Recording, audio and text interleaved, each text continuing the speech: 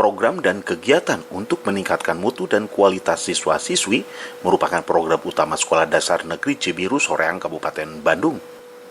Untuk dapat melaksanakannya, serta menunjang kualitas yang lebih baik dan berprestasi.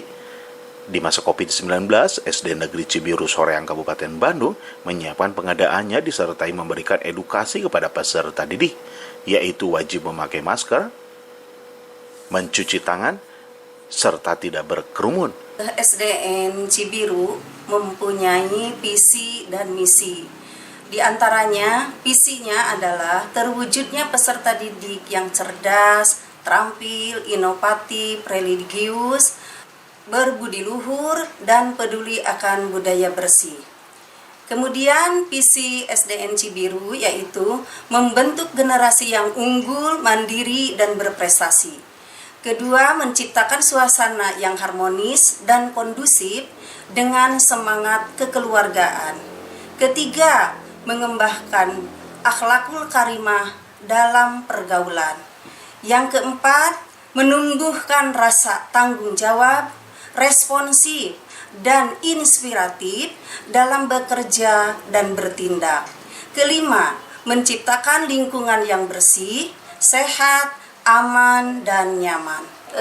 Untuk SDN Cibiru, sesuai dengan visi, di sana tertulis peduli akan budaya bersih. Juga dalam misi, menciptakan lingkungan yang bersih, sehat, aman, dan nyaman. SDN Cibiru itu telah menjadi juara dalam mengikuti adiwiyata, baik itu tingkat kabupaten maupun tingkat provinsi. Untuk merealisasikan PTM dalam situasi dan kondisi COVID-19 pada saat ini, SDN Cibiru melaksanakan sesuai dengan perintah, terutama perintah dari Disdi Kabupaten Bandung, yaitu anak dan guru maupun warga sekolah SDN Cibiru dihimbau untuk menggunakan prokes, di antaranya yaitu